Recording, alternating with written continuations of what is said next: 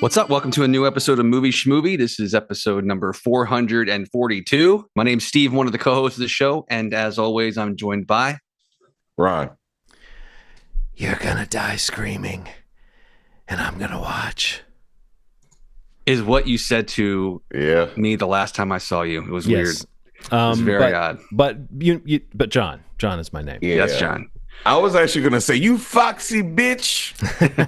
He also said that to me last time. Yeah. But it was before he said the other thing. Yeah, another one that I wrote down is, if it gets out you're working for me, I'm going to be grabbing my ankles on the White House lawn. Wow. Oh, wow. And then one that made me laugh, which was just when the little girl, at the end when they're escaping, the little girl, Caitlin, says to Mitch, Samuel L. Jackson's character, says, look out for the cars. Or no, don't hit the cars. Because, the cars are flying everywhere around him. Yeah. I love his reaction to it. He's right, like, exactly. He gives her a look. Yeah. It's all in the look. It's like it's one of those Shane Black lines where it's like a concept of a joke to say. Yeah, to say, sure. what kind of thing would a person say in a moment like this that's like one of those things a person says, like, Yes. Don't fall or whatever. And you're like, okay, good advice. When I'm riding with my mom, she's like, don't hit that car. I'm like, Thank you for telling me, because I was thinking real hard about doing that. I was going to speed right into it. That was my intention from leaving the house. That was my goal for the day, was to hit a car, but not a car, that car.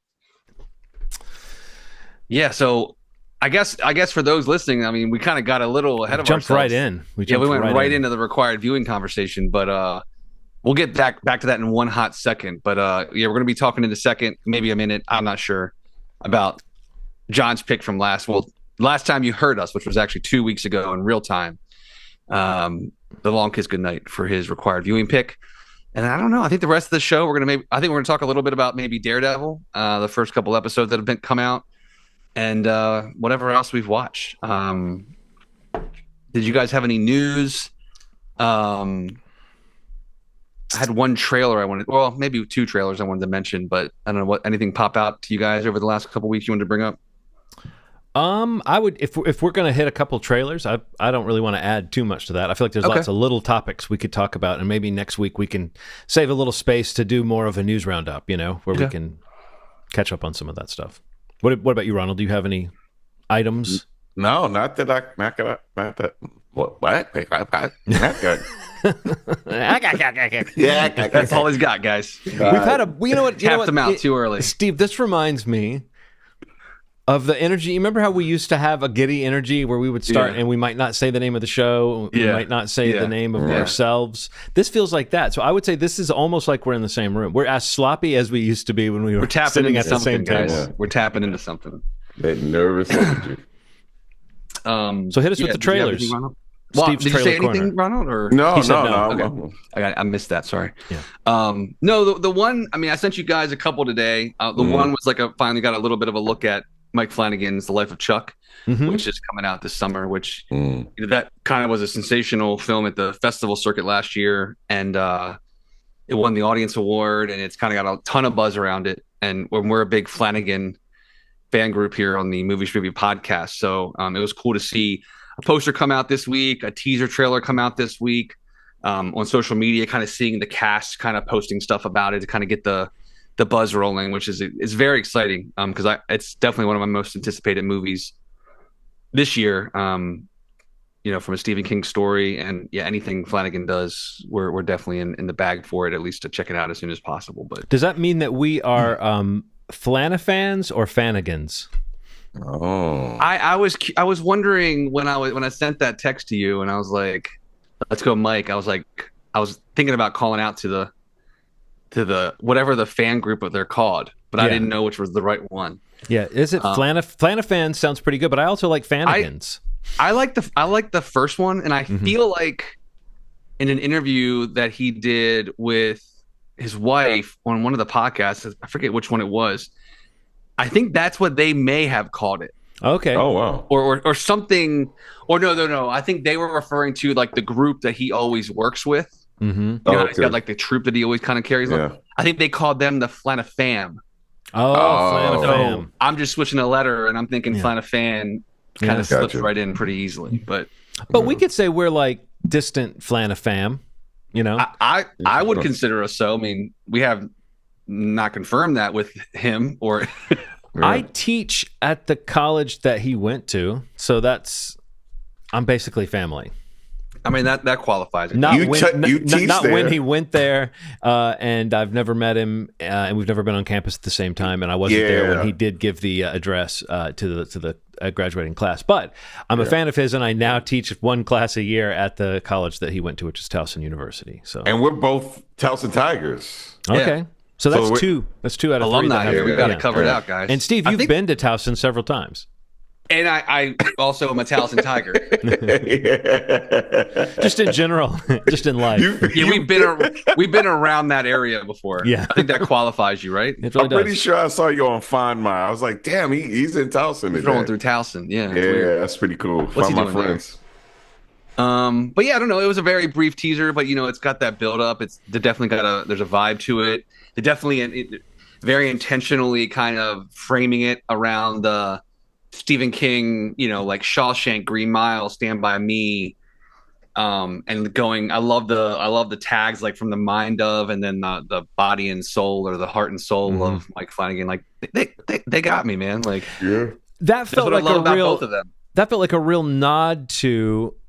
I mean, like even the Stephen King movies that they mention, it's very targeted at the idea that this is sentimental, maybe, or not as, or supernatural, but in a less eerie way or something. Exactly. And I think that is something we know that young Michael Flanagan can do. That he can just handle that sort of thing. Again, I think a movie-sized story might be right for him. Sometimes if there's anything, it's not like something I don't like necessarily when I'm watching his stuff, but if his stuff does have a thing that can wear on you, it's the sort of long monologue scenes over the course of a season. But in a movie, it's a bit more compact.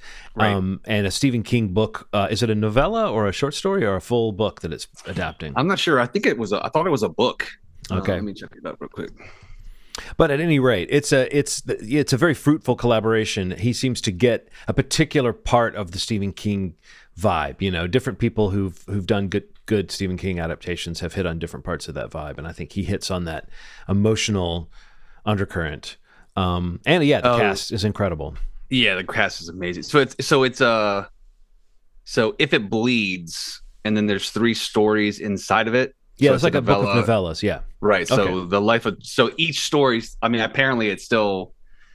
Yeah. So it's a part of If It Bleeds, and that's one of the stories inside of it. Yeah. So there's a couple stories in that book. I think they're all like 100 and something pages long. So that's cool. I actually intend to read that book sometime soon. I've been reading a few of his recently after never really touching his stuff for decades. After I don't know why I really stopped, but sure. I picked up a few of his recently, and it's interesting how much he just there's so many Stephen King things that are part of now our culture, you know what I mean? Yeah. Just like little storytelling tics of his that have become part of the way that a lot of people develop that, specifically that type of stuff where it's going to be supernatural, but it's going to have some, relatable characters and. Right. What was the other trailer? And then the other one I was going to mention was on the other end of the spectrum, which is today, the day we were recording, they released a new trailer for the Apple Warner Brother co-production for F1, which has like completely like stolen my attention. Like I've always been pumped for this movie, but the teaser, and then they released the F1 like kind of featurette about the way they filmed the movie in between the teaser and this. But this trailer is awesome. And, I'm obviously in for the brat of it all, but, the cast itself looks awesome. The filmmaking looks incredible. I think the scope and scale, again, it's like I'm not into race car stuff or F1 stuff. Like, it's not my sport of choice. But it's a great trailer, man. Like, I'm and it's a really interesting thing because it's one of those productions that got a lot of buzz because basically every studio was vying for this property, like the package, especially after Top Gun Maverick was the sensation that it was. Yes, that's what I thought of instantly when I saw that first teaser. Right, exactly. Like that was the putting you there aspect of it. Like, clearly Brad Pitt is sitting in a car and the camera is mounted on the car. Like they're filming. Yeah, like wow. And I think that the timing of when that went out in the wake of Maverick, it was just yeah, I mean, I don't know, it's just wild. Like, Krasinski is definitely a pretty impressive, like, large scale, he's got cinematography background, and it's just like the movies look awesome, and this looks really pretty incredible. And the in between feature that I mentioned is really interesting, like in terms of like what they did. I know they were very transparent about all the camera work and placement for Maverick, but the access that they got to F1 in the season of the sport was pretty unprecedented. And like, filming at actual races and tracks and live, like a lot of it is pretty, I just can't wait to see it. It looks really, really cool. Yeah, go ahead, Ronald. No, go ahead, John. No, I don't have much to say except just what I was just going to say. I may be even less invested in cars and this type of movie. We all own one. That's about as invested as I am. In that sense, I'm in a car. I'm not as invested in the business of cars. But right. Like, so I'm even less like a person that's going to go, oh, this looks like my kind of movie necessarily based on the subject matter. But the way the trailer was shot, or the teaser that I saw was shot, it totally made me interested in the experience of seeing the movie. So yeah, it's that kind. It looks like it will be that kind of movie where, Top Gun is a good comparison, where you're going, the logistics of how they did it and making it as real as possible seems to be the goal. I don't know how much trickery there may be involved in that, but I bet part of the appeal for someone like Brad Pitt of this is you get to drive fast cars. What about, so anyway, Ronald, that's all I had to say. Man, I'm a big fan of Brad Pitt. I'm an almost as big a fan of Damson Idris, who is a rising star. Name's been thrown around as a possible replacement for Black Panther. He's incredible. Snowfall, right? We talked Snowfall, about this? Yes. Outside the Wire with what's his face? Captain America. Anthony Mackie. And this also has Samson Kayo, who is in John's show. Our Flag Means Death. Who, that guy's on the come up. He has this really funny British show called Bloods that you can see on BBC America. He's like a paramedic. I'm just saying, like, I think this movie just has a bunch of really promising people in it, and the fact that Damson is right at the forefront of this feels like almost like a resume stuffer sort of thing. Like, put me at the top of the list for whatever big movies you got coming, because I can, I was really afraid of the chemistry or lack thereof that would exist between Brad Pitt and Damson. And this new trailer shows them kind of interacting, and you're like, oh, that's why they chose these two. They like, it's coming off the screen. Like there's this real, like, dad cub sort of relationship that exists between them, and he seems really protective of Damson's character, and Damson seems really protective of him eventually, which looks really cool. Like this washed up character, the guy that never was. And this guy oh God, and this character that has all this potential coming together to create this amazing team. I need to see this. This feels like tonally, this is what I've been wanting. I think 2025, I think we're going to see more movies like this. These, like, I don't want to say Ted Lasso, but like, I feel like I've been seeing more movies that feel a little more uplifting. I think it's what we need. I think, this team coming together to win with $20 million budget cars. That's how it is. Like, it's only a rich people's sport, which is very weird about it. It's so inaccessible, and to have a black dude in the middle of this is really cool, because it's you need exorbitant amounts of money to even be considered an amateur, let alone a professional. Right. That looks cool. It's kind of it's also just kind of like got a bullseye on it, just because it is, again, like I mentioned, one of those interesting co-relationships that Apple TV does, where, like, of the bidding war that was about, that came about because of this property, which literally every distributor studio was involved in. I'm just looking it up that it's reported that Apple acquired the distribution package deal for 130 to 140 million dollars before the above the line compensation, and Brad Pitt I think is getting 30 million dollars for this movie. But yeah, and then they sold the distribution domestically to Warner Brothers, and they get PVOD, Apple gets SVOD, and then like whatever. I think Warner Brothers is doing international, but so like it's this interesting thing where like Apple has a dog in the fight, but Warner Brothers does too, because they have a big piece of this puzzle, like the theatrical piece, the premium video on demand piece, that they'll get a window to really make a lot of money off of what could be a huge film. I mean, it's coming out right at the end of June. It's got IMAX exclusivity to it, which is another thing that you're like, this is a streamer producing a film that they're actually giving like a legitimate theatrical release to. Yeah. I don't know. It's like it's an interesting thing to watch for sure. Like to see not only how well it does, but like this kind of version of making these big budget movies, like what it could look like in the streaming era. This is like one of the proof of concepts. Right. Even if we don't get screening access, we should still go see this together. Oh, for sure. Yeah, I'll be seeing it as soon as I can. What we should do is when we just buy tickets, and then when we buy the tickets, say I'd like screening access for the 4:35 showing, and then we can say we got it. Then we can say we got it, right? I buy that for $1. No, this is. I mean, the largest screen possible for something like this seems about right. Yeah. So will the Netflix stuff be open by then? That would be insane. I'd go to Pennsylvania to go. I don't know when that's supposed to. I thought it was coming 2025. I just wasn't sure when 2025. I have no clue. Yeah. You're right though. It said it just has a 2025 date. There's no. I don't even know if that's been started to be built yet. I mean, 2025 is really probably 2026. But yeah, for sure. Everything is, you know what I mean? Everything that was supposed to be.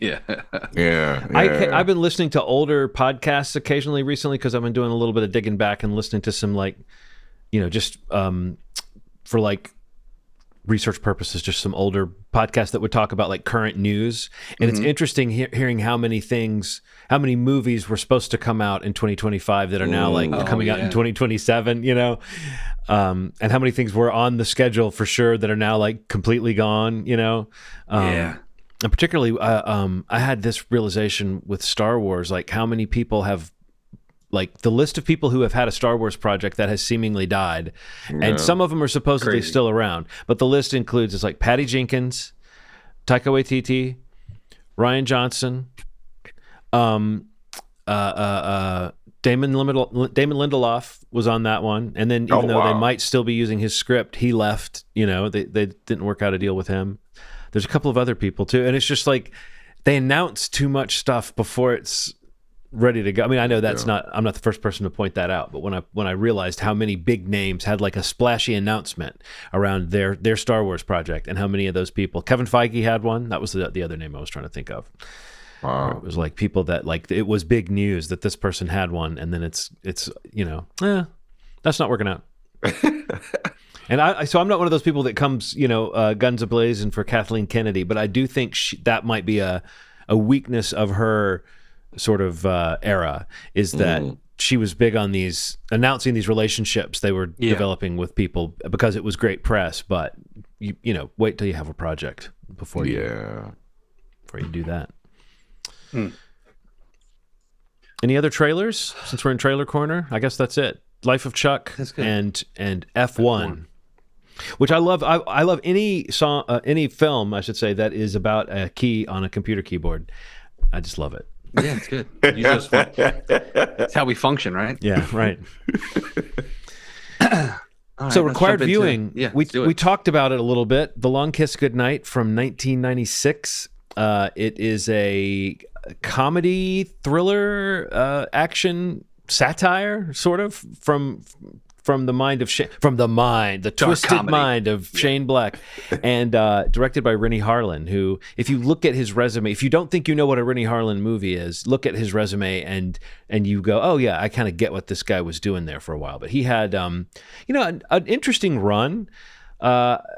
Nightmare on Elm Street 4, The Adventures of Ford Fairlane, Die Hard 2, Cliffhanger, Cutthroat Island with Geena Davis before this one, and then The Long Kiss Goodnight, and then his next movie after this was The Deep Blue Sea. Yep. So yeah, he's definitely had a lot of kind of tentpole genre films that are maybe of the sort of B tier. Do you know what I mean? Like the fourth sequel or the less regarded sequel, you know. But there's something interesting about that. Like the way that it kind of reminds me of like Tony Scott, but like the kind of slightly scrappier version of it or something. So it's a guy who really had that like rock video imagery and like, you know, explosions and like it was about like the excess of the 80s that kind of spilled into the 90s with guys like Renny Harlin. So this was a movie that I believe the only time I'd seen it previous to this was on home video, you know, close to 25 years ago when I must have watched it. So the one thing that I will say, just to kind of kick things off, is that when I was watching it, I mentioned the word satire as we were coming into this. I had forgotten how much it has that slightly extra meta layer of being kind of a spook, not quite the Last Action Hero level, but it's in that zone of being a very self-aware version of this type of movie. And later, Shane Black scripts like Kiss Kiss Bang Bang has that aspect for sure.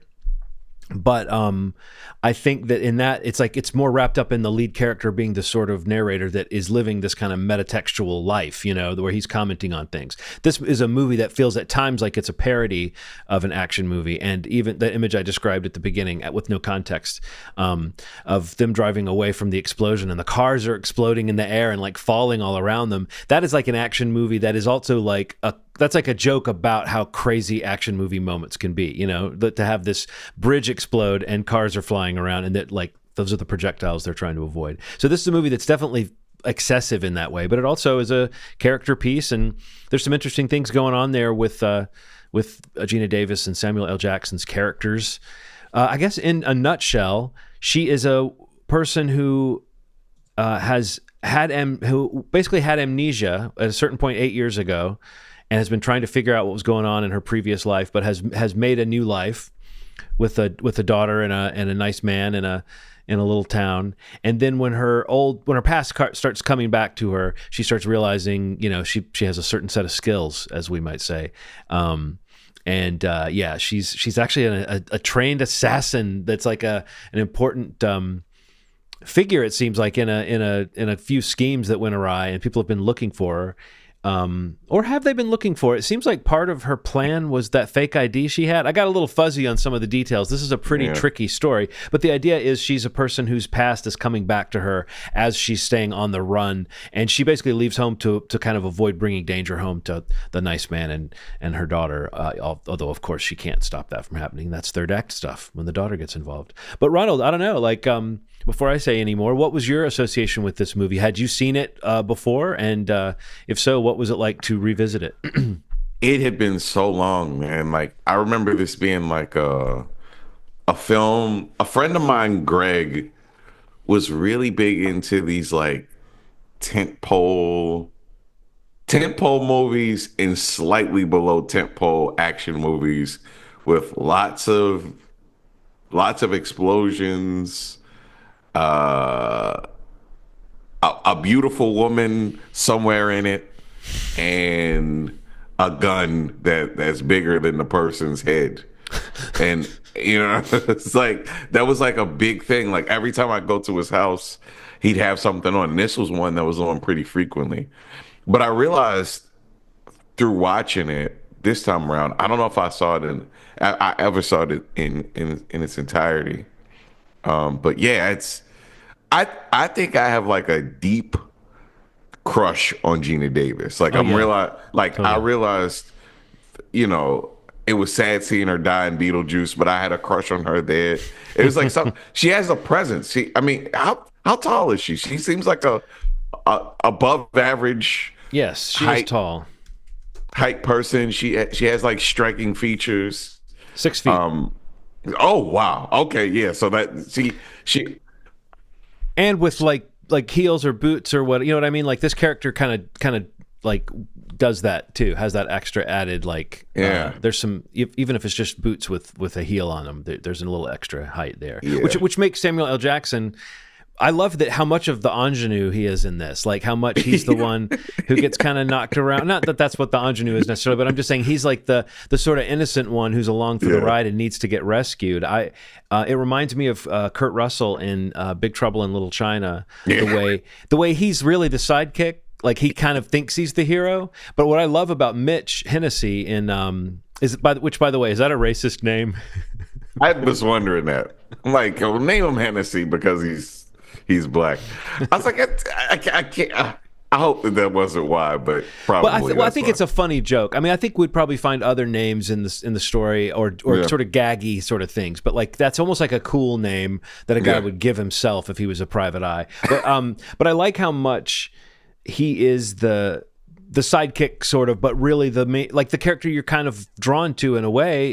In some way he's our more grounded character because he's not someone who has a past as a super highly trained assassin that the government is looking for, who has memories coming back. Like he's not living in that satirical kind of heightened action movie. He's a down on his luck private eye that she has hired. I love that premise that she has hired different investigators to find out what's going on in her past, and he's just the guy who's working with her now, and he kind of views her as a cash cow at the beginning. And I think he has a lot of qualities that you could argue are like, okay, this, is this a slightly racist depiction? But I don't know. I feel like it reminds me more of the kind of funny, like a Bruce Willis character in a movie like this, like a guy who would be the slightly the slightly grungy guy who is with this amazing woman. And I feel like Samuel L. Jackson kind of recognized that he was getting to play that sort of, I mean, at this point in his career, he hadn't done a lot of this kind of thing. I don't think he's done a lot of it since, where he's just basically playing.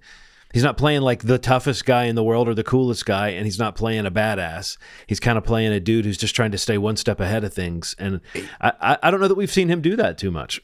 No, I know what you mean about him being the ingenue in this film. Like there are scenes where she's taking care of business and she's just kind of like, I'll take care of it, Toots. Yeah. And then she'll go and like take care of it and like kiss him or like. Even the way she kisses him is like she holds his face and kisses him. Yeah. And it's very, I mean, I think that must be very conscious that they're sort of flipping that dynamic. Yeah. And he's melting every time that she's like around him. And I love that. And there's like, he respects her in a very specific way. He respects, like, not just that she's a badass, but like she has this agency in his space, and he lets her, she has an idea, let's do it. I thought that the scene where she kicked the shit out of him out of the car, and then he was just kind of down on the ground smoking, and she comes back around. That was cruel, but I kind of fucked with it, man. I thought it was like really, this shot. Yes. If you're on the video, you see I just threw it up. He lays there and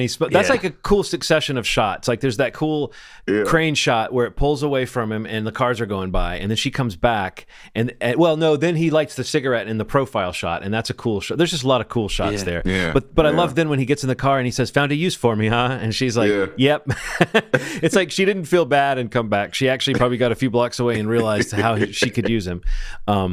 But no, I think that dynamic is fun, and she even says it in the movie that they have chemistry, So in a way, Shane Black's script is again, it's goofing on the idea of characters who have this kind of chemistry, but they are two actors. I mean, it's in a way, I almost wish we got a second one a few years later or something. Just like with The Nice Guys, another Shane Black movie. It feels like a movie that should have spawned a sequel. For sure. These kind of low key. Not that this movie's low key; it gets pretty big, but you could do a low key version of this with these characters on a caper that doesn't necessarily result in a helicopter exploding a bridge.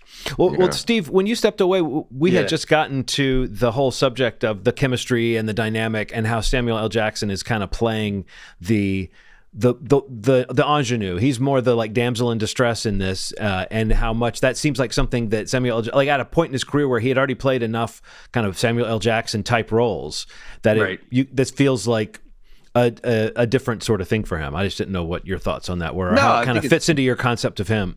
Yeah, no, it definitely is a different side or a different type of performance that, I don't know, I guess you don't see a whole lot maybe mixed in a little bit back in the 90s, but especially now he's kind of settled into the type of character that he plays a lot of times. And when you see something different, it really stands out. You know what I mean? Like, you see a different version of a Sam Jackson performance in some of his recent movies. It kind of stands out a little more. I feel like it's kind of an example of that.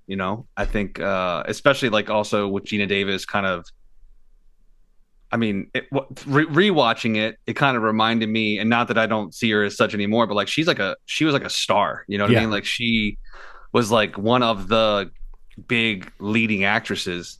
So to kind of do a film like this where she really is the action and he's a little less so, to your point, is kind of like a fun and kind of progressive thing too. I think at that time, not tons of female-led action movies, especially with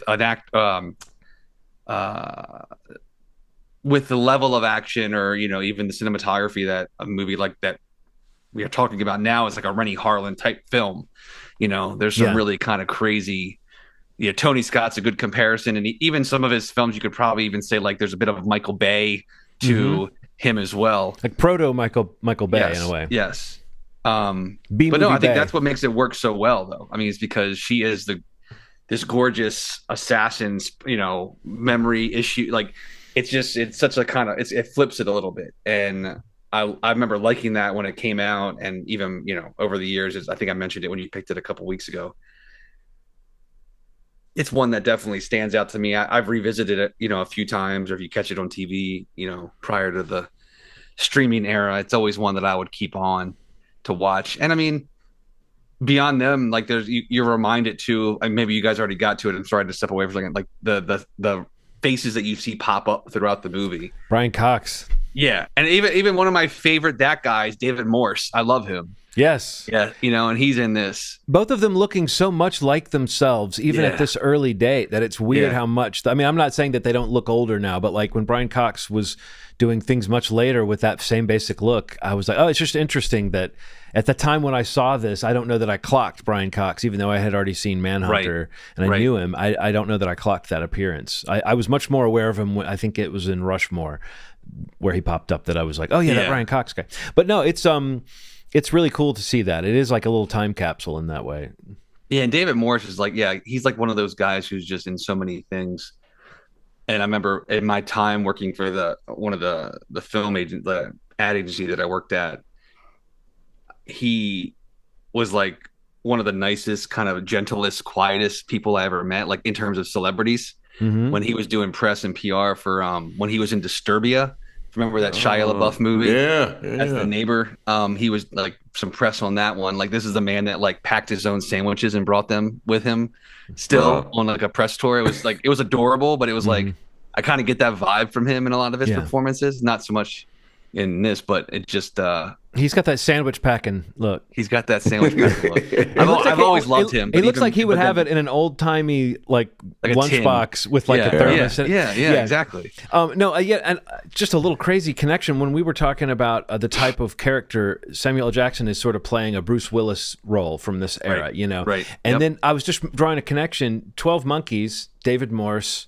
Yep. Madeline Stowe and Bruce Willis in a car on a caper. It's not the same, but it's not totally different from the sort of feel of this, because this movie even has that thing of Samuel L. Jackson gets fucked up. And there's a few scenes where it's just, he's not doing well. And it's like, it's another way that he gets to play that kind of Indiana Jones after getting banged up, popping off the shirt and you see just how bad it is sort of thing. Like, I like Mitch Hennessy as a character. I would have watched just another Mitch Hennessy mystery. Me too. Me too. I also want to point this out. I'm not going to say anything political in this episode because that's not the kind of show that we are ever. But escaping into Canada with explosions behind you. Prophetic, huh? Yeah, I'm just saying. Not exactly an unrealistic scene. Yeah. He's going across the border.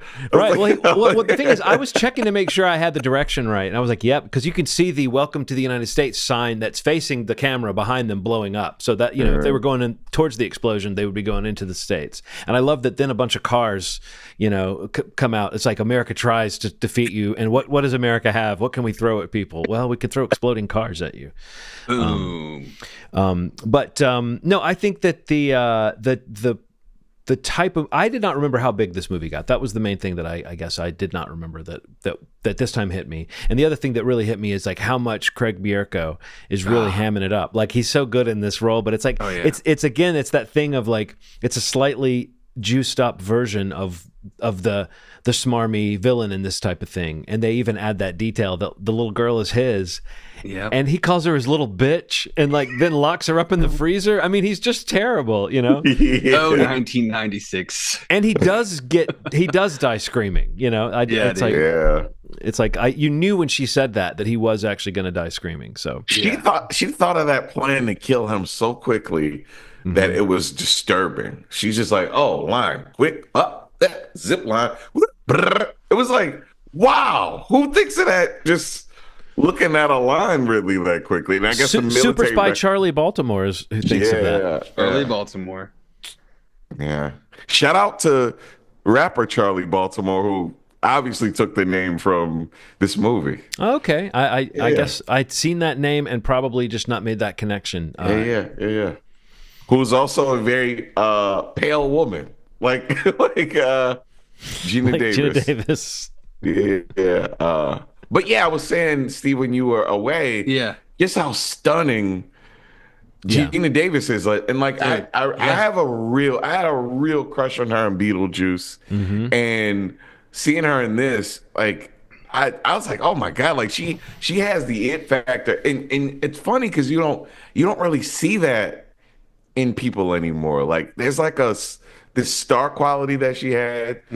She could kind of pivot between this kind of innocent and then really vicious. I don't know if the whole thing of like her past coming in the version of like a nightmare sort of that was so weird. Yeah, plopped in the middle of the movie. I'm like, you didn't need any of this. That felt very Brian De Palma, and I feel like that's Renny Harlin even doing a little De Palma pastiche, that kind of, or Hitchcock almost, you know? Yeah. No, but you're right. It was very stylized, and that's part that almost felt kind of spoofy to me was the sort of nightmare stuff. If you told me that was a Nightmare on Elm Street movie, like if I came in, I'm like, what is this? Like, it's Nightmare on Elm. I would have believed you. It felt like when somebody has a nightmare, you're like stuck in it and you couldn't get out. I'm like, oh, okay, it's clearly they're in Freddy's nightmare. This is like a thing. I love when it just like you know the kind of movie you're watching. Or you think you do. And then it cuts to the president making a sandwich in his kitchen while like a bunch of people crowd around him. And he like, it's like, then you go, oh, this is going all the way to the president. She's not just like, she doesn't just have like mob ties. This is like, she was part of a highly, I keep saying highly trained. What's a better way to describe what she is? But like, she's just part of a crack unit is it called Chapter? Is that what they're called? She refers to the name of the organization. Yeah, I think you're right. It is Chapter. And that CIA guy is awful, you know. I think he's CIA. The Perkins, who's like planning the false flag operation. Yeah. Like he's a good villain. And then that guy with the guy who escapes from prison to come kill her. I love that bit. That's where her husband and daughter see her like. Her killer instincts take over when she defends them from that guy. Yeah, and I always love that moment in a movie when somebody sees, like when somebody was a killer all along and the person they were with didn't know it. and then you get to see it.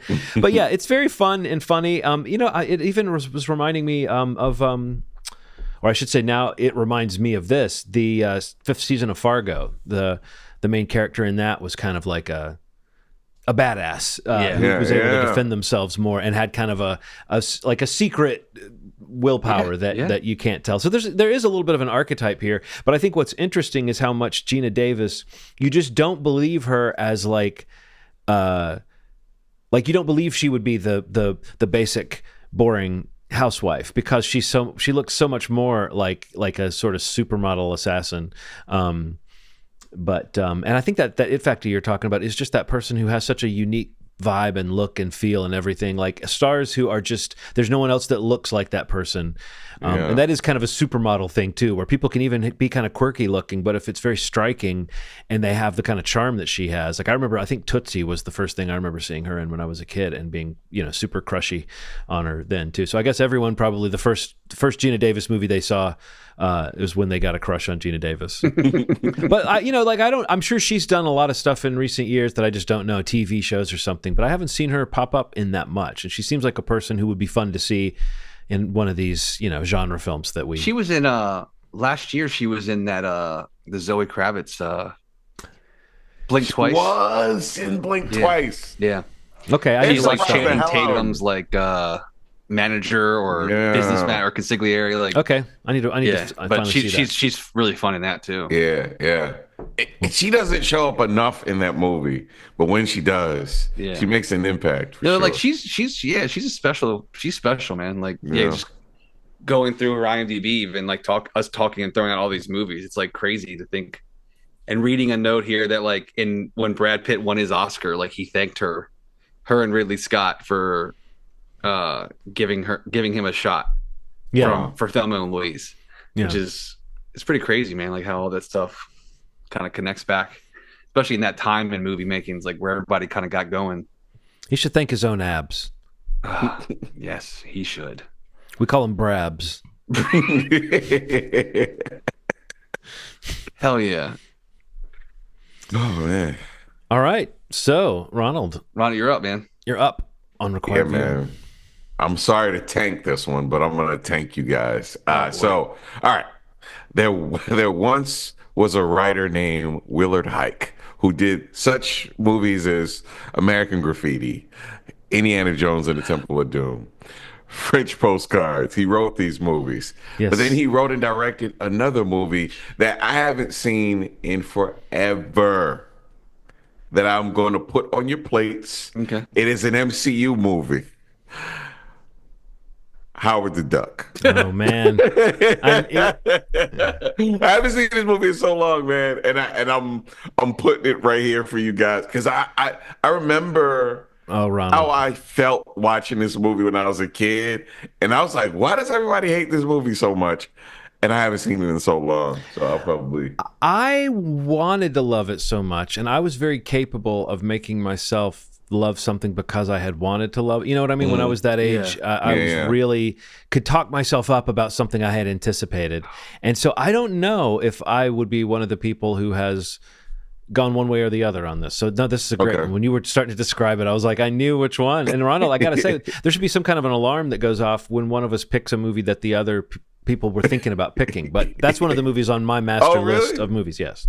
Oh, man. Eventually, I was trying to think of when to throw it in. And I do love the MCU-ness of it. That's another way we can assess it. We can do a little Marvel schmarvel. Right. It's like, where does this rank? Yeah. Right. So Howard the Duck is MCU, but like the character. Yeah. Right. Yeah. Like we're gonna lump him. So it's I don't know. Yeah. I remember genuinely loving this as a kid. Yeah. Man, I love this like no lie. Like right. I have the VHS. I have it all. I mean, I no shame at all. Like legitimately. I mean, another thing to mention about this one, I guess we'll save this for next week. But this is also like, I mean, you kind of indicated this, but when you mentioned those films that Hayek was associated with, those are Lucas things, you know? Yeah, and I think think this is a Lucas film. Right. This is a huge this is a Lucas movie. Lucas movie. Like this is I'm trying to look here and see. He produced it. But this is like one of his things that he was trying to shepherd in, and it is a movie that basically made its budget back. It's known as a flop, which I guess making your budget back means you probably didn't make your advertising back. So that is still a flop, but it was I think because of the pedigree, a lot of people were hoping this was going to be another George Lucas smash hit, you know. I remember, I don't know if we should save this, but I'll just say it now. Duck tits. Yes. Yeah, plant that. Let's come back to that. Duck tits. Woo. It does fit right into that. I'm not going to lie to you. My mind went to that song Duck as well. Tits. Woo. Okay. Perfect. So where's that? Is that streaming anywhere, Ronald? Did you look at that? No, George Lucas has scrubbed it from all from the records, all platforms. Howard the Duck. Okay, all right. Howard T. Duck. Howard.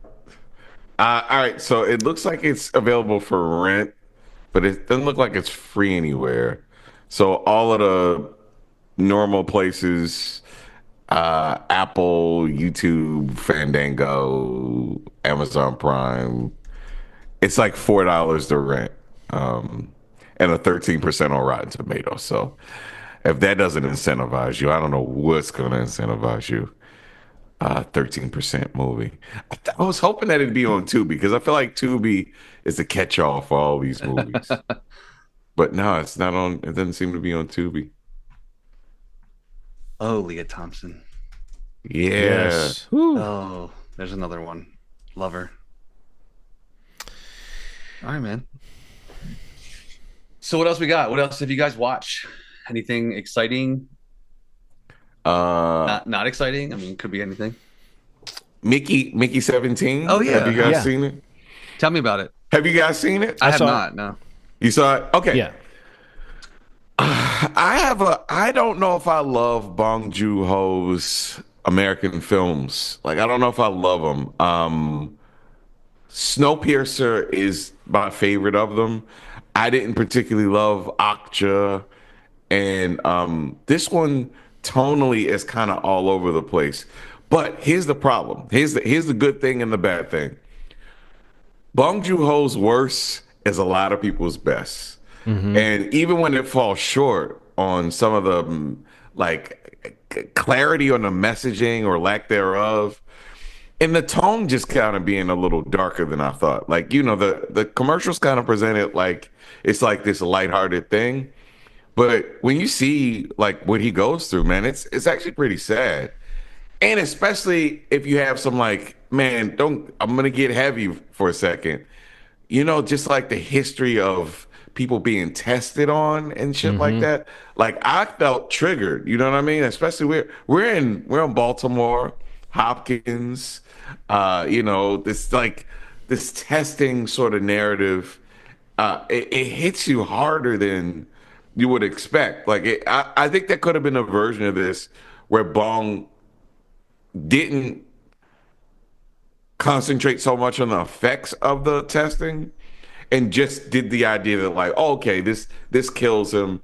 But man, it's like scenes where like he's throwing up blood for like 30 seconds and it's like watching him suffer through every death is a little hard, honestly. But the characters are fun.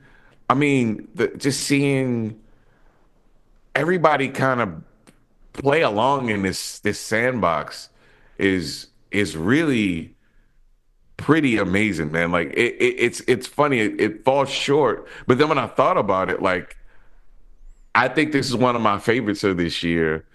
But I also had a problem with a lot of Steven Yeun is like not there. He's there, but he's not there. I don't know why he's in the movie. He's unlikable. He's his friend. He knows him, but he doesn't know him. I'm like, what is this? What is this script you wrote? What is this piece that you wrote about Steven Yeun's character? And the chemistry that he has with what's her name? Naomi Aki is it's like booming off the charts, man. It's like real cool. Like I love it. And when they give context for their relationship, because they give you pieces of it, how they work and how they met. You know, the story is essentially that they're going to this planet and they're doing all this testing to see if like the environment is suited for them, essentially. And they're doing all this testing on him, and he agrees if he's going to go to this planet that he's going to be a crash dummy. You know, he's gonna die, and his body will be printed back. But his memory is retained. It's like it's not. It's like a terrible form of immortality. But it is like when he's reborn, he's the same consciousness that he was before. It's not like he resets. And then there's like a thing that happens, and I guess we maybe it's implied by the trailers, but we don't have to talk about that. The little hitch in the plan that makes them, but it ends up being not so simple. And Mickey 17, who was supposed to be dead, is not dead, and that causes problems. Right, serious problems. Yeah. But overall, I'd watch it again. I'd watch. I need a number, Ronald. That review confused me a little bit. Give me a number on a 10 scale. 7. Okay. 7. Solid 7 for real. Okay. Like, okay. What'd you think? Well, John? I mean, some of the things I love Steven Yeun in this. I loved his character. I thought he was. I thought he was great. He was very funny. Like, the movie expected you to pick up right from the first moment he's on screen that this guy is like kind of gleefully being a dick.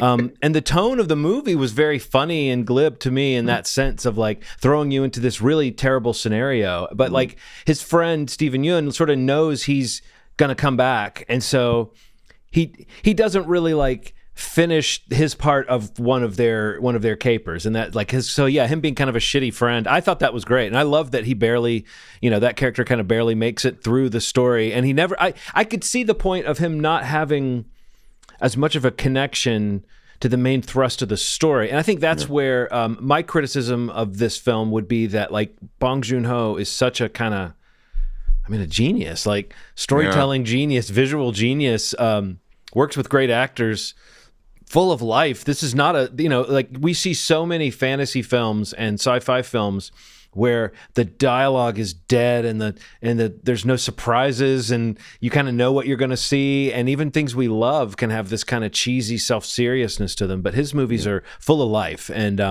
but I think because there's so much in them, it can kind of wash out the incidents that are significant, and by the time this movie gets to sort of a climax, it feels more like you've just been through, what movie it made me think of structurally, Ronald, is Adventures of Baron Munchausen. Oh, okay. Because that's another movie that's like full of adventure and incidents, but it's got kind of a noisy quality to it. And even though there is an arc, you don't really feel when you get to the last portion of it like you're seeing, the propulsive final act of this story. You're just continuing to see a fast-moving story, add. And so it may be sort of exhausting or not even exhausting. I loved it in that sense. I love the visuals and the way it was told. But it's like one note. Strange to say about a movie that's so full of cool stuff that it's kind of one note. But again, it's got that Terry Gilliam thing of there's a lot of stuff in the frame. There's a lot of action. There's a lot of dialogue.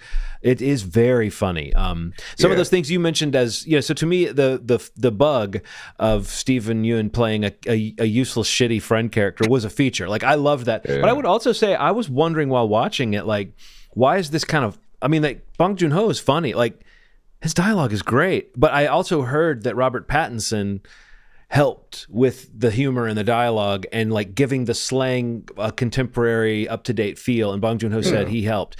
I've only saw that in one place, so I don't know the limits of that. But I was watching the movie going, I love Bong Joon-Ho, and it's amazing that he was able to write a script that is so like witty, and just like when a background character is walking through and they say something to their buddy, it's a reference and a gag, and it hints at world building. Like, I could totally see more stories set in this world.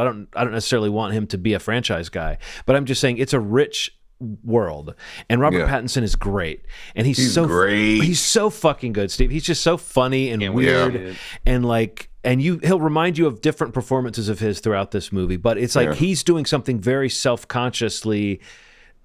He's just an actor that can control his mannerisms and his voice. And his voice is a little bit like this. His narration is kind of up here, and he does a little bit of a voice the whole movie.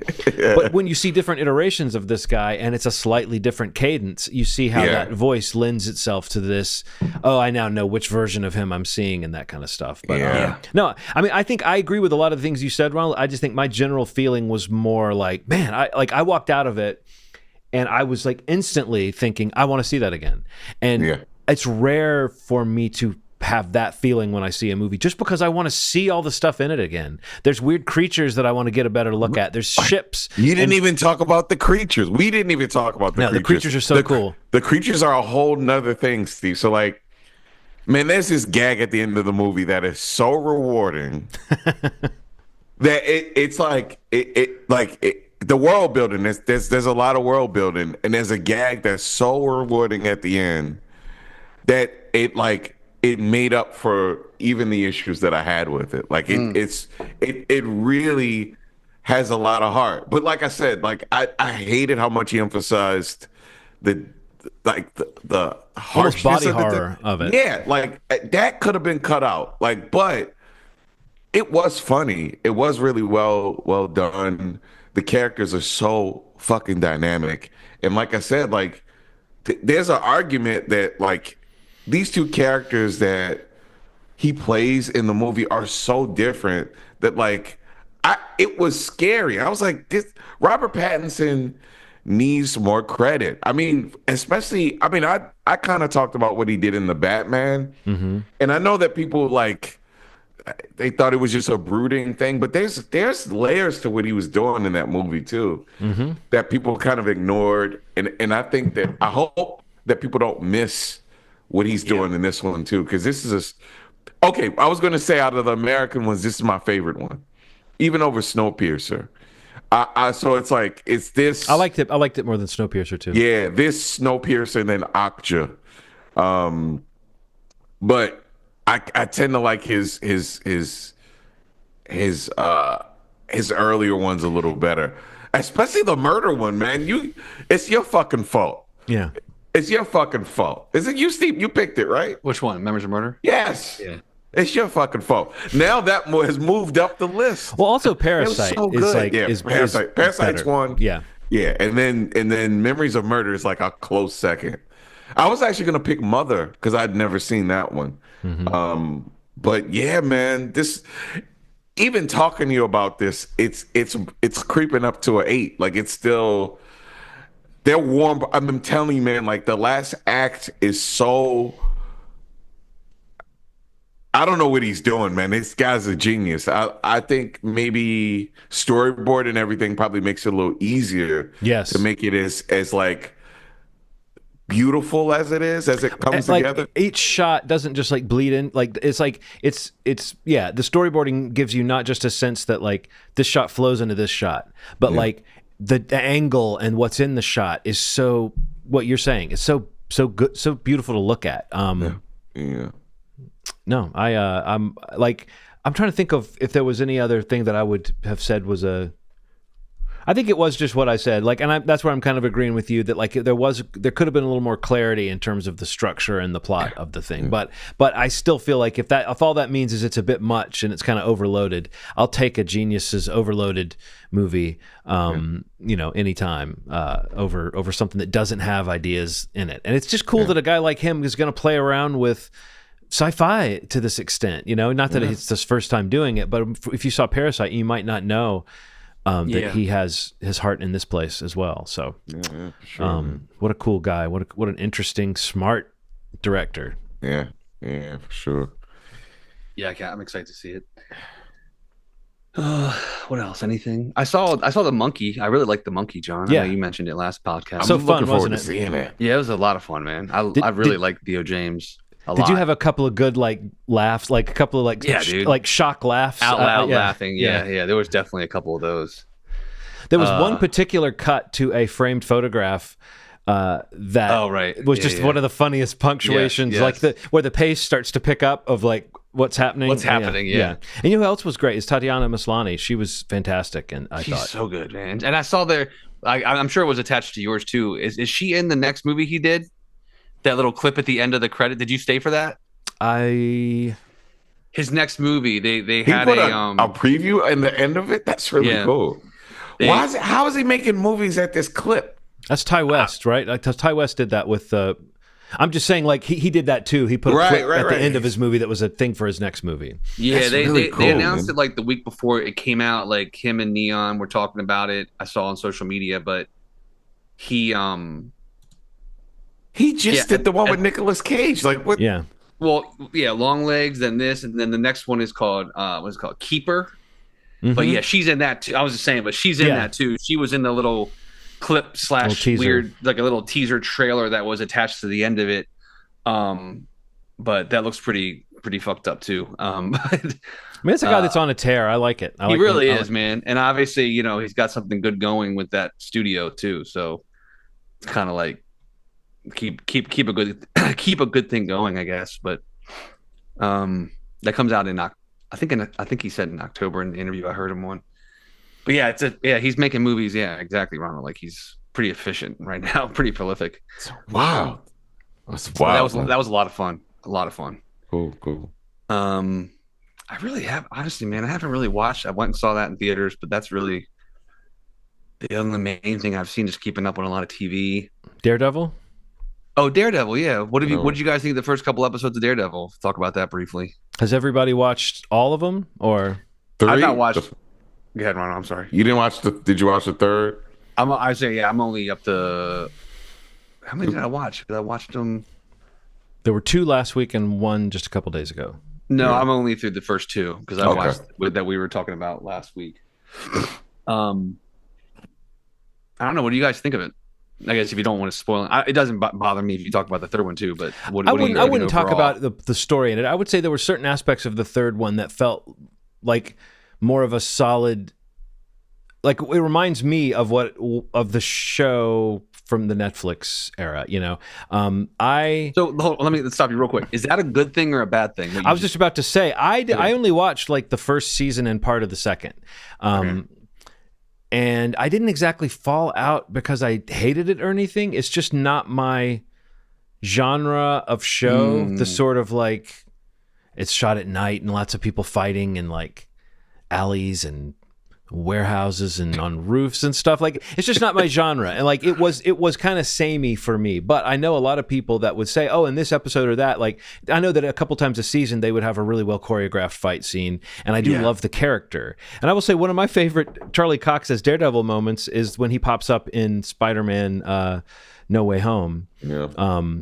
That where it's just fun to see him in that world, you know, like it's fun to see Matt Murdock where he should be in the larger MCU. So, I mean, I'm encouraged that this is back. I still think Charlie Cox is good. I still think Vincent D'Onofrio is fun to watch in that role. I don't think there's much else about the show that is really sticking to my ribs, but I think it's just that it wasn't that thing if you were hoping it was going to be this out of the gate, like success that was like, oh wow, they finally nailed this thing. I really don't feel like the first episode felt that stable. I think the first one is one of the ones that they messed around with the most, though. When I was gonna say that you could tell that so easily. Well, supposedly the first episode is one of the ones that got the most messed around with, and then the second through the 7th is basically what would have been 1 through 6 of the other season, like more or less, with some things changed. I like the story turn they take at the beginning of the first episode.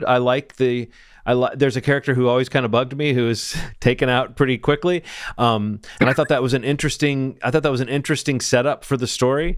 I'm glad they didn't kill off the other character that they could have killed off in that moment. Oh yeah. But you know, and again, it's just that same thing. I like Matt Murdock. I like Charlie Cox in that role. I think there's some moments like when they're both kind of beat up and they're running up the stairs and they keep stopping and starting and they're still fighting. I like that kind of thing. Cool. Yeah, he's like, that's less successful for me is the sort of CGI assisted swinging against the cityscape that just didn't look that good at all. And even the camera work felt like there's a certain kind of handheld camera work that feels like just don't do it. Just don't jitter the camera. Just try to hold it straight. Like I don't need it to look like a fly on the wall. You know, it feels like it lacks finesse in the way it's shot and edited in that first episode. I think it levels out a little bit in the second and third episode. The second episode, actually, at the end, I loved that fight scene in the apartment.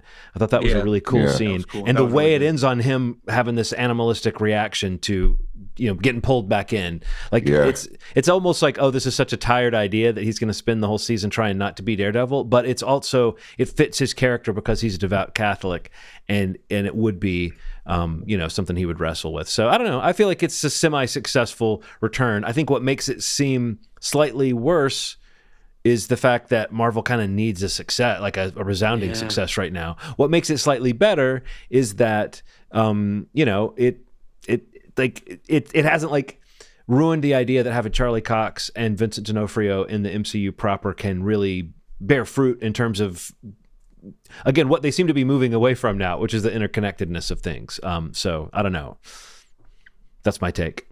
Yeah, something weird that like I don't know how it was bothering me a little bit, especially what you said, thinking of 2 through 7 being like what would have been 1 through 6. Like in my mind, most recently thinking about him being in She-Hulk. Mm-hmm.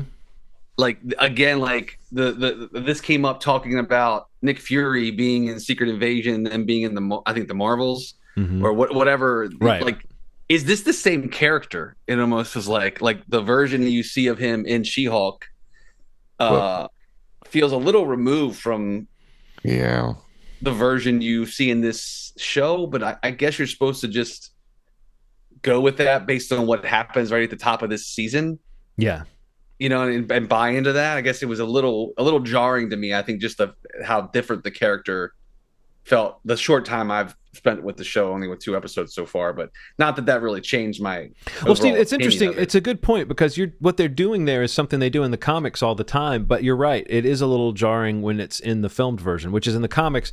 If it was a She-Hulk comic, which was more of a comedy book, right? If Daredevil appeared in that book, it would be kind of a little bit more of a goof on the character, right. You know what I mean, or a different take than you would expect in his own book. And sometimes those things were hard to square. But I think that like maybe for people who are watching, I don't know that anybody's watching all of them anymore, though. I mean, that's the interesting thing is like, it's true, you know, it's true. like, and I even enjoyed a lot of the aspects of She-Hulk, and you know, but I don't sit back, I just don't think about it that much.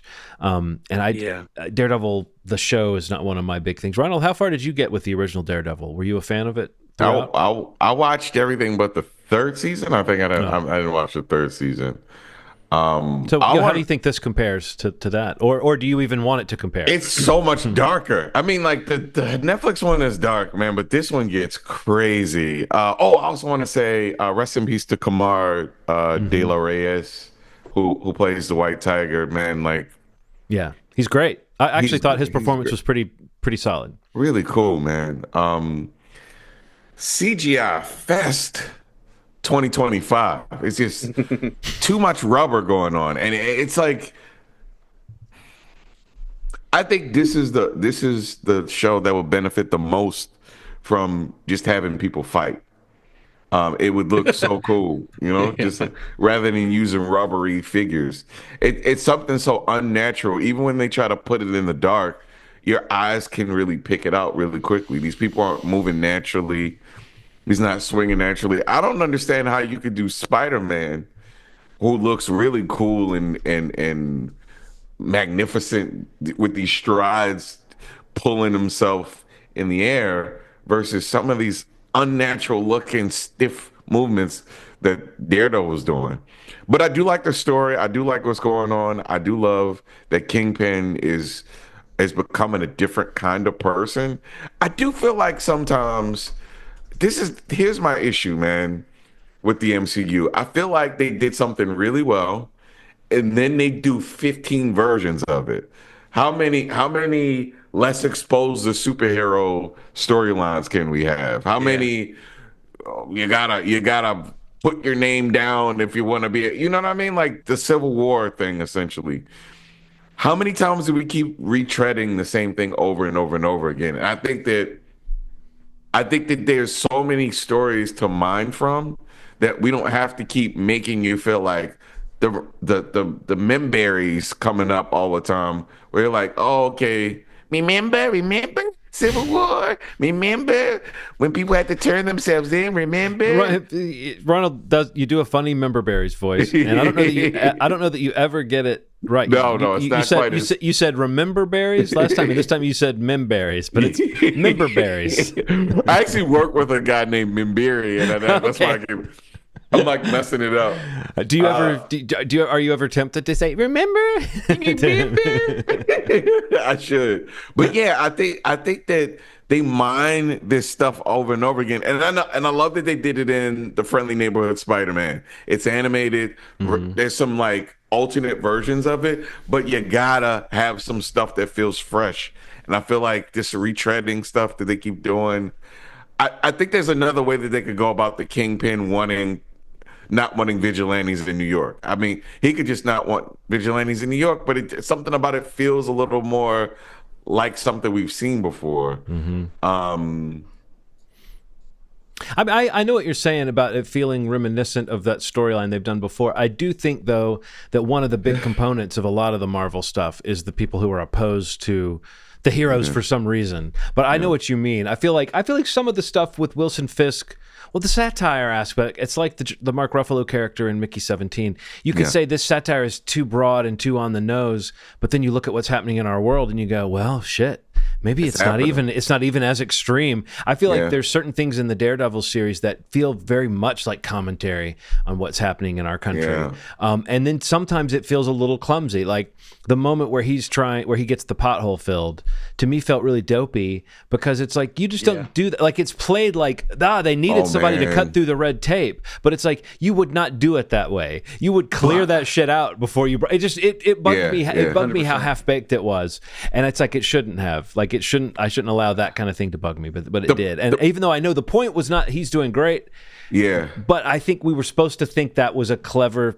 That we were supposed to think, oh yeah, the workers like this, but it's weird that the guys who would do this work would not be like, oh, that's not how we do it. We actually clear this stuff out and then we put some stuff in there. I don't know. It just was silly. It was like it was made for kids in that moment, is what it felt like to me. Even though it's a very dark show. Unfortunately, I'm experiencing a version of that. Like I'm experiencing that at work. Like it's simpler. It's actually worse than that. It's like we're talking about this stuff. The pothole to a lot of people was pronouns. Mm-hmm. So like in one day, an email went out like, hey, we don't want pronouns in the government. Boom, the email went out. It felt like a pothole fill. Like it was like that sort of thing. Like very like you're demonstrating something in front of a lot of people, but it's like an empty gesture. You know, these empty gesture. Filling a pothole means nothing. Even if it wasn't handled even if it was handled in a cartoony way, it's such an empty gesture that appeals to a very specific kind of person that doesn't understand that like this is all very played up. This is staged. This is, you know. This isn't going to help us in the long run. One pothole isn't going to save us all. I think the layer you're adding, though, is almost like an accidental layer that gets added because of the world we're in. I think that scene was meant to play like, this is a way the Kingpin could be good. Like it's played a little bit like this is an actual thing he's doing and not just an empty gesture. But in our world, it totally feels like something we see 5 times a day in the news now, which is just like somebody standing in front of the White House hawking cars, you know, like which is just like a totally stupid empty gesture. But the by the way, Ronald, just sidebar, the pronouns thing is ridiculous. You know, my wife works for OSHA, and they too were directed to take anything like that out of their signature, and it's like it's just so asinine. So childish. We just got the streamlined version today. It's like, hey, here's how your signature should be. Is you have 3 things: who you are, what your position is, and your number. All right, bye. Mm-hmm. You could put the company logo. That's it, and it's that simple now. So it's interesting. Interesting. But I mean, I'll watch. I watched the first 2 when they came out, and I watched the third when it came out. So I mean, I guess I'm on board for the weekly journey at this point. But nice. I don't think I'm going to suddenly be loving it or hating it. So I just kind of wish it felt more like perfect or exciting or something instead of just like pretty good at best. Yeah, I feel like that's just like the feeling around all of the Marvel Disney Plus stuff. Yeah. It's weird that at this point we can now look back and it feels that way because like I think there still are 3 or 4 that stand out to me as something great. But overall it's not something that has like lifted the brand, so to speak. And I hate to even say that sentence that way, but I mean it's true. I mean the franchise or the universe or whatever we want to call it. It hasn't really been. It's been filled in a little bit, but it hasn't really been elevated by this kind of material. So it's so odd, but yeah. What else? Anything else you guys want to mention? Well, I'm a little confused. There's a show that doesn't debut until the 26th, but there are reviews coming out for it. And I don't know, should we just give people advance word and say they should watch out for the studio on Apple TV Plus? I've only watched the first 2, which I think is there's a 2-episode premiere coming on March 26th. Right. But if maybe we should. If people are like saying, why should I sign up for Apple TV Plus? Do they actually have good stuff? Here's another S name to go along Silo, go along with, I should say, Silo, Severance, Slow Horses, Servant, Shrinking. Yeah. The studio. They're into the S. They're onto something here. A lot of alliteration. New, very funny, it's a brutal Hollywood satire, but it's also more of like an absurd, hyper comedic Hollywood satire. I mean, I think the season, I could see them getting into dramatic places at some point, but I kind of hope they never go too far into that, because thus far it's like a cringe comedy. The two I've watched, and Seth Rogen is playing I haven't seen cringe comedy in a while that made me truly cringe as much as his character's behavior. He's basically a guy who gets handed a studio because he promises to, basically make a Kool-Aid movie. But like the whole thing from there is Seth Rogen is failing, not even failing upwards, just kind of tripping over his own feet as he tries to assume this role. And I don't know if we're going to see him find some moxie and actually do a good job, or if it's just going to be him, almost like a Ricky Gervais show or something like that, where every episode is a new sort of way for him to screw up. But I'm only 2 episodes in, so I don't know. But Ronald, you were the one who really kind of indicated this should be on our radar and we should watch it and talk about it for the show. So yeah, maybe say a few words about the studio. It's the right kind of chaos. I mean, it is packed with celebrities that are used in such cool ways that it's like sometimes you're almost missing how many people are in a scene together. It's like, oh, that's Zoe Kravitz. Oh, you're missing so many. Everybody is so like one of Anthony Mackie's best performances in like a comedy setting. Like I really liked him in his episode. It's cool. I haven't gotten to that one. So so like there's a Ron Howard, Anthony Mackie situation that is so fucking crazy. You gotta see it. And it's just how it layers together. Like it's presented so that like subverts your expectation. You're like, this person's gonna be the difficult person in this situation, and then it turns out to be something totally different, or something he has to adhere to. Or I'm really a big fan of it, but the chaos of it is what keeps me coming back. Like the idea that it's one idea that turns worse, that he figures out at some point. It almost feels like House. House has like a problem to solve every episode. He's like, oh, it takes till like the last 10 minutes, and then he's like, "Oh, okay, I've gathered all this information." It's like it really is like a procedural almost, but with a studio. And Seth is just the perfect person to be in the middle of the chaos with Ike Barinholtz right beside him so funny. Fucking crazy. He is funny in this. Unhinged in this thing. It's so funny. It's a perfect, because it's like he's not always he knows he's actually better at the job. Yeah. Or at least in the 2 I've seen, he's better at the job. And I think that's an interesting sort of gag. He's kind of the sleazier of the 2, but that might make him better at the job. He understands and then Catherine O'Hara is great. In one cameo appearance, Sarah Polley is fantastic. You know who else I thought was incredible, like nailing every line, and like Martin Scorsese. He was so funny. He's so good. Like it's like he really does something that you wouldn't expect a guy like him to be willing to do, which is like show up and kind of be a character in one of these things and kind of spoof himself and not come off looking bad, but not come off looking great. But it's not. I would even say I want to stress we've seen so much Hollywood satire, and I know there's a lot of it that feels very warmed over. There's something about this that feels better. I don't know how to explain it. It reminds me of other successful shows like Severance or The Righteous Gemstones that can get amazing people to pop up in roles. And it's like you get a sense that there's a playfulness and people are just happy to come be on that show. This show feels like people are happy to come and play in the sandbox with Seth Rogen and his crew. And if you look at who's writing and directing, it's a lot of those, him and Ethan Goldberg, or is it Evan Goldberg? Just great. I will say though, the first episode hinges on Kool-Aid, and Ronald, did you notice this?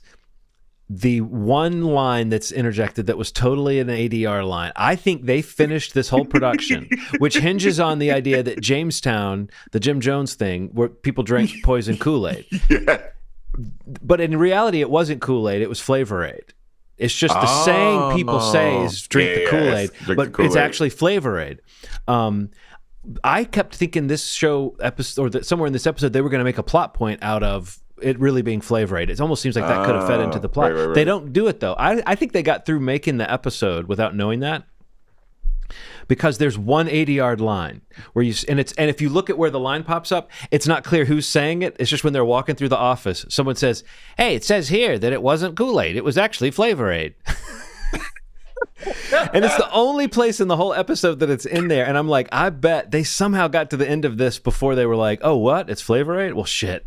We've got to put this line in here somewhere. But that's my only real quibble with it. Otherwise, I thought the show was like remarkably smart about like it's making the joke, like whatever joke you're thinking in your head, they're making it. You know what I mean? They go ahead and know the reference or whatever. Yeah, sure. And yeah, Catherine Hahn. And is it Dwayne Perkins? Is that his name? The guy from... he was in One of Them Days. Is that his? That is him. Yeah, that is him. And he wrote what's it face? The horror film. Yeah, The Blackening.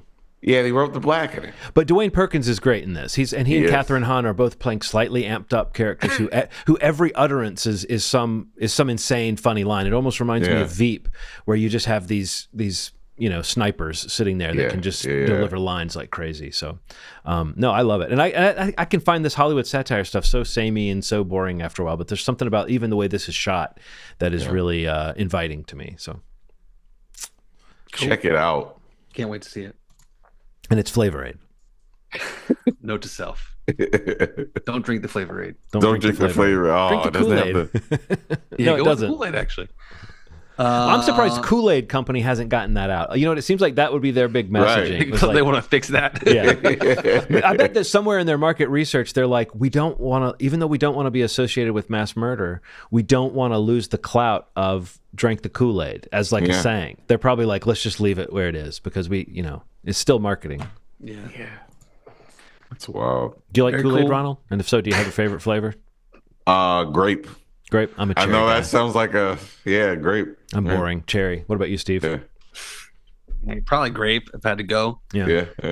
Or there was always that one, like there's a pineapple flavor I used to love. I don't know if it's actually pineapple. It might be like a pineapple coconut type one. Right.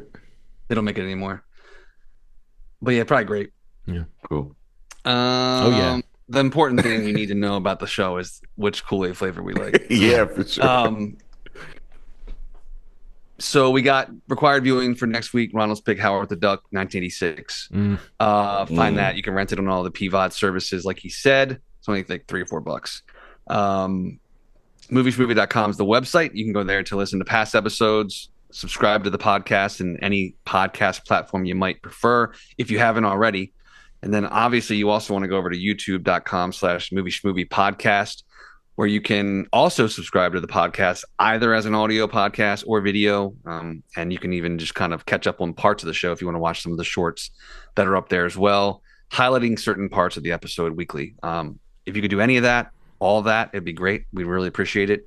And, comment, interact, review, anything like that would be great for us. Just to kind of help us across every platform that we try to reach out to. Again, thank you so much for listening. We'll be back in a week. And as always, you've made our day. Thanks. Bye.